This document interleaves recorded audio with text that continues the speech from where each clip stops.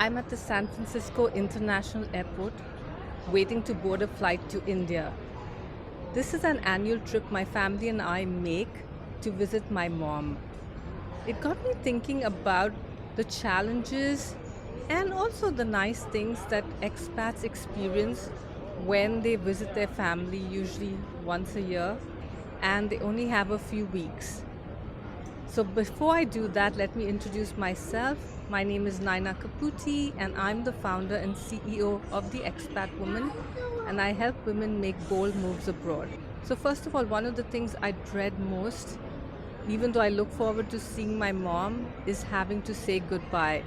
And she starts talking about it even before we leave to India. So she starts talking about it a few months before.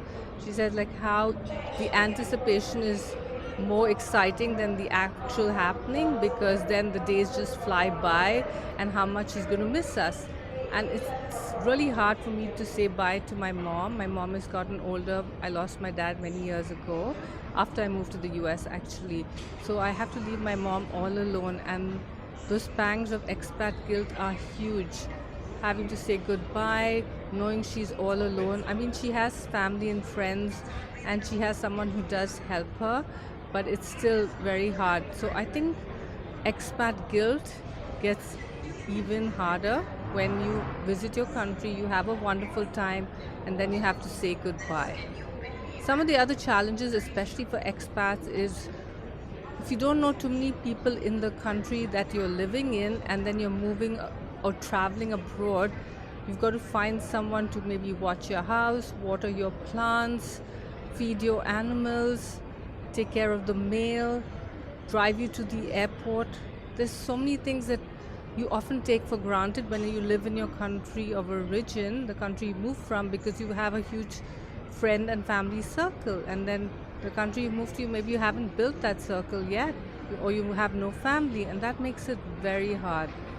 Another one is taking gifts back to your country. Now, at least in India, the custom is you bring gifts from, I'm coming from the US. You bring gifts from the US to take back to your family, and when they visit you, you distribute them.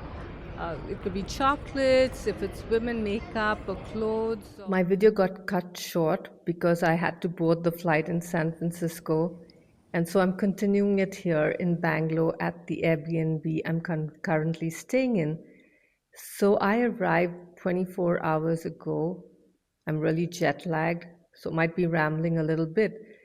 But to continue with this whole episode on what expats have to learn or deal with when they travel back home every year or every couple of years or a few times a year to visit family.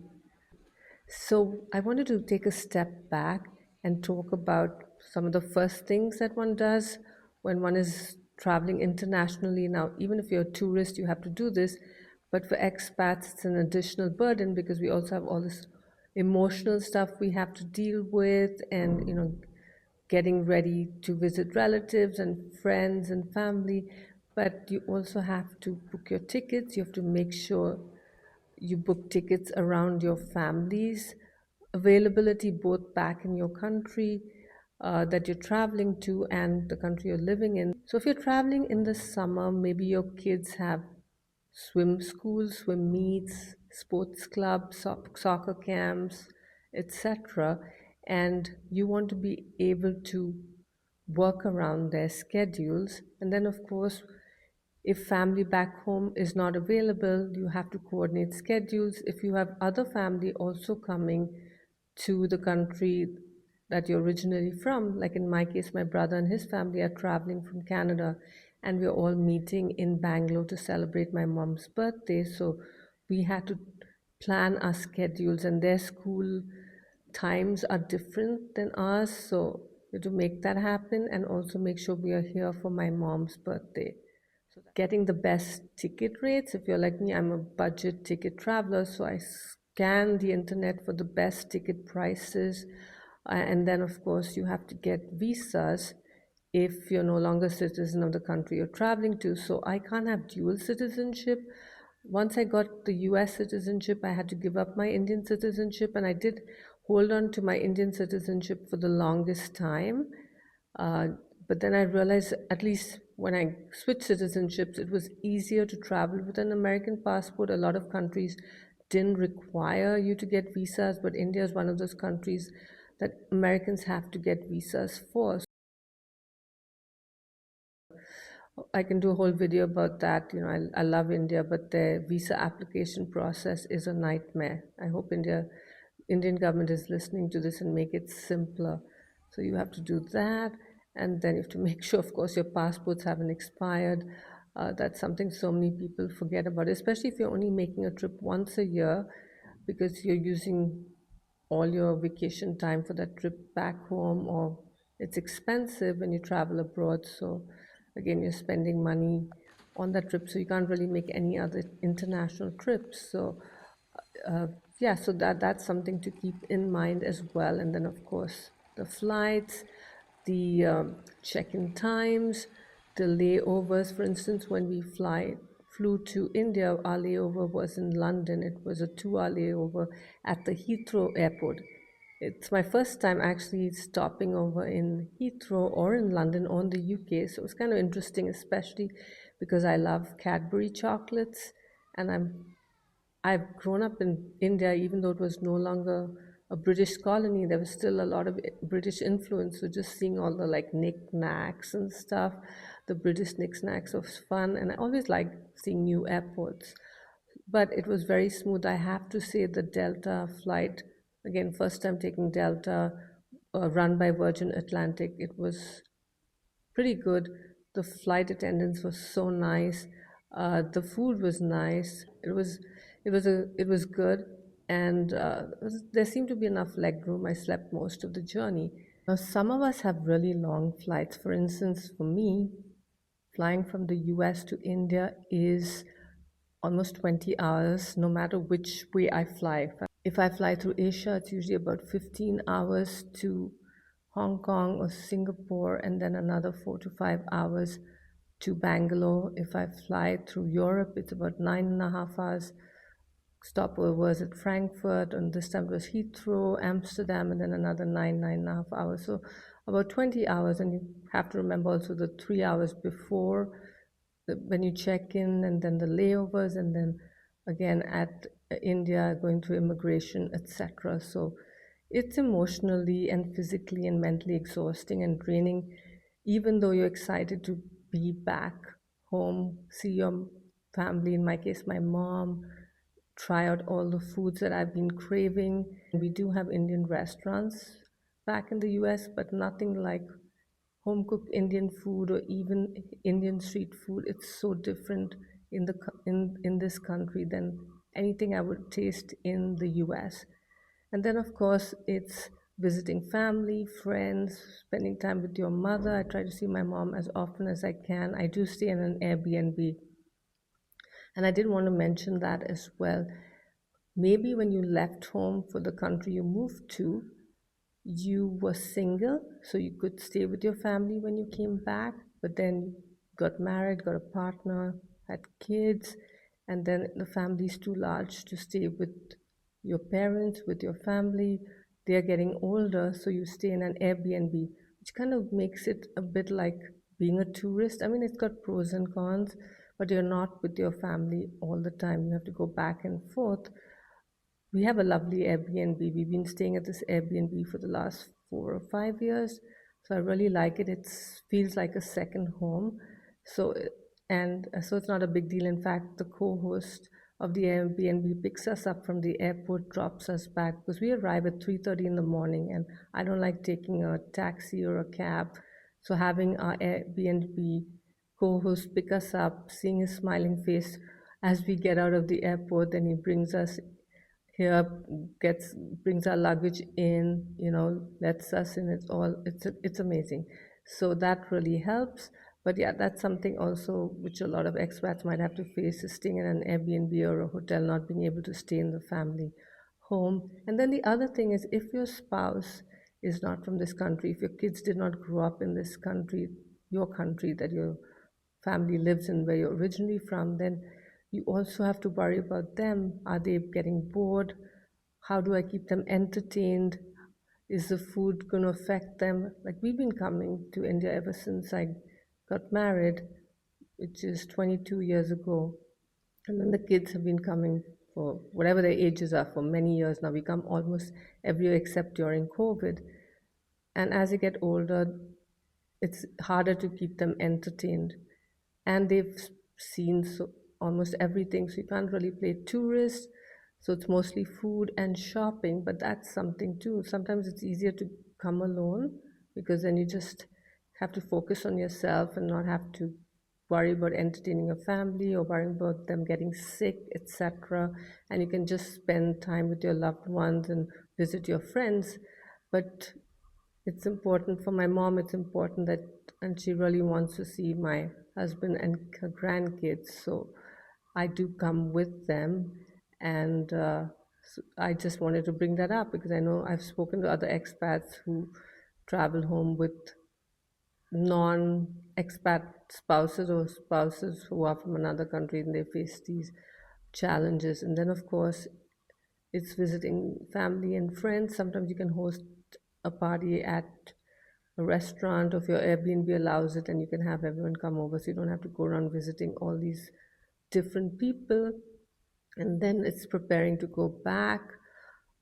Very often, your jet lag lasts as long as you're staying, if you don't stay for too long. And then you've just got over your jet lag, and then you have to fly back, and then you have to deal with jet lag back in your country. Here are So, also some lessons I've learned from going home every year to India. Lesson one: going home isn't always restful. It often feels more like an obligation than a break, no matter how much you love your country and your family. You're often squeezing in family visits, errands, and catch ups with people you haven't seen in years. I've learned to carve out quiet time for myself, even just an afternoon, maybe hanging out at a cafe, or going for a walk, or taking a nap, or maybe even going to the spa. Anything to recharge and refresh myself. Lesson number two is you change, and so does home. What I've noticed is there's this weird disconnect. What felt familiar now feels foreign. So things that I grew up with and took for granted now they just seem so different because I've evolved, I've changed from my experiences with living abroad. And I've realized that it's okay. I'm not being disloyal to my country because something that I cared for earlier, I don't really care for anymore. I've evolved, I've grown, and so is everyone else around me. And I've realized that's okay. The third lesson: our boundaries are essential. When I first would visit India from the US, I felt obliged to meet every family member, and not just once, but maybe multiple times, say yes to invitations, just so much overwhelmed. Of course, my parents were my main priority, but I also have a large family. But now I've learned it's okay to say no if someone invites me over for a meal and I just feel I can't squeeze in the time. I hope they don't take it personally, but it's also my mental health and my energy that I need to pay attention to. So, in the last few years, I've learned not to always say yes to every invitation. Lesson number four is reverse culture shock is real. You expect comfort and belonging, but every year when you move back, but every year when you travel back, you might feel even more strange in your hometown. And then, of course, if you're battling jet lag and you're feeling disoriented, that makes you feel even more like a stranger. That used to make me feel guilty, but now I see it as a reminder of how I've changed, how I've evolved, how far I have come, and I am straddling two worlds, but that's okay. Re-entry is tough. In some ways, visiting your home, whether it's every year, every other year, a couple of times a year, it's almost like repatriation because you've got to unlearn things and then you've got to learn things. And, you're, as I said earlier, you're straddling two worlds. And sometimes coming back to your new home abroad is often harder than leaving, and you might feel drained, emotional, and even a little lost. But you give yourself space and you give yourself grace to transition because the first few days, especially, are hard before you get into the groove and get into the hang of things. Now, besides lessons learned, I also wanted to talk about how traveling home every year, every other year, several times a year contributes to your growth and professional development. There's always something you gain out of stepping out of your comfort zone, out of traveling, out of putting yourself out there. And it also applies to visiting your home every year. So, here are a couple of ways how going home can enhance your personal growth, your professional development. It sharpens your cross cultural skills. Every trip back, you have to learn how to navigate different communication styles. For instance, the US, how we communicate, how we do things is different than India. So I have to remember that when I'm in India. And then when I go back to the US, I have to lean back into the US style of communication. You return with stronger adaptability and also a deeper understanding of cultural nuance and the ability to thrive in different environments because even though it's your home country, because you've moved away, you've lived in another country, you've had different experiences, sometimes you've got to adapt and learn how to adapt and be resilient. And that helps with developing your cross cultural skills. It boosts your emotional intelligence, dealing with family dynamics, culture shifts, and old expectations helps you build empathy, patience, and emotional awareness.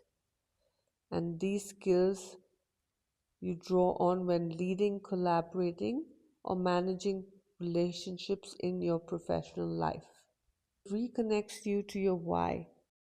Being home reminds you of where you came from and why you chose this life abroad in the first place. It helps you align with your purpose and values, especially during those moments of doubts or burnout. It expands your network.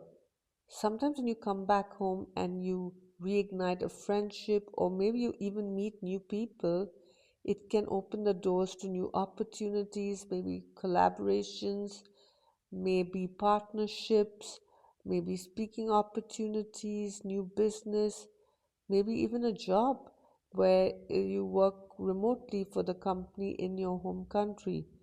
So definitely connect with your friends when you're back, when you're visiting your home country. And of course, for someone like me who is a LinkedIn coach, a content creator, and now also making YouTube videos, these experiences actually make you a better storyteller because now you can talk about something that you've experienced in your home country, maybe people you've met, anything and everything. But it it's all about building the know, like, and trust factor and talking about or sharing photographs of your visit back home can definitely help that. So, hopefully, with this video, where I share challenges, where I share lessons learned, and then also how you can grow professionally and personally, will help you look at travel to your home country, to your family in a new light. Thank you so much for watching. If you like this video, hit the subscribe button, hit the like button, and let me know in the comments what's the hardest thing that you have experienced when you travel back home.